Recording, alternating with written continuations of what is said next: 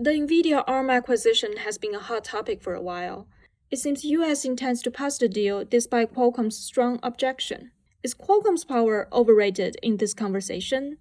And will UK regulators block this deal before China makes a decision? So I think the first question is Qualcomm happy that Nvidia has bought Arm? Of course, it is not happy. Nvidia is a competitor. Arm is like sort of this neutral design body with thousands of patents that it relied on for its entire business, and now it is going into the hands of a competitor. So for Qualcomm, yeah, they'll be unhappy when vertical integration happens. That, for example, Nvidia is buying Arm, they're not exactly in the same business, but as a result, it is impacting Nvidia's competitors significantly.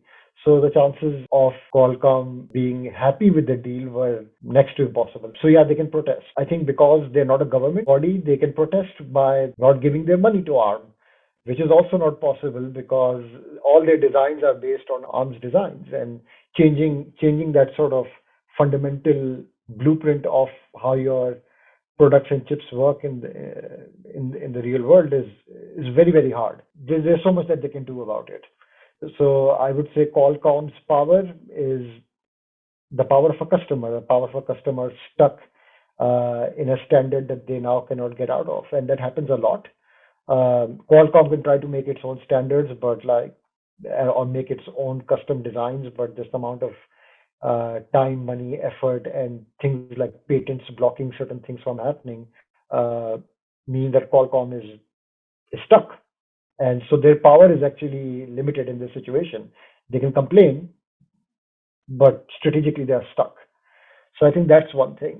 The second thing about whether the UK government is going to approve the deal, I don't work with the government, but I do think that the difference between a Japanese-owned Arm moving to an American-owned Arm is not that fundamentally different. We are allies with America, we are allies with Japan. So from that perspective, I don't see a real reason for why it could be a national security issue. Having said that, one of the big differences was that the Japanese investor or the original owner of Arm, SoftBank, is like an investment fund. An investment fund has multiple investments, but does not require companies to operationally interact with each other too much to generate value. In the case of Nvidia is not like a neutral investor. It's not like an investment fund that has put money in and is looking to grow this.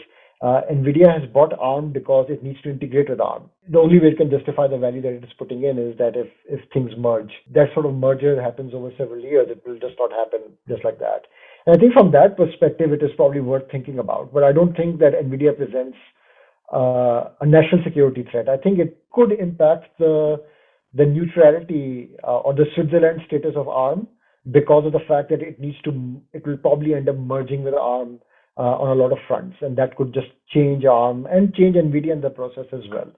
I think the bigger challenge is going to be the Chinese government approval, because China and America have been at loggerheads on technology. So we've seen what has gone on with Huawei. We've seen generally President Biden is carrying on with the defensive tactics of President Trump when it comes to technology and China. So I think for the Chinese government, it's definitely a national security issue.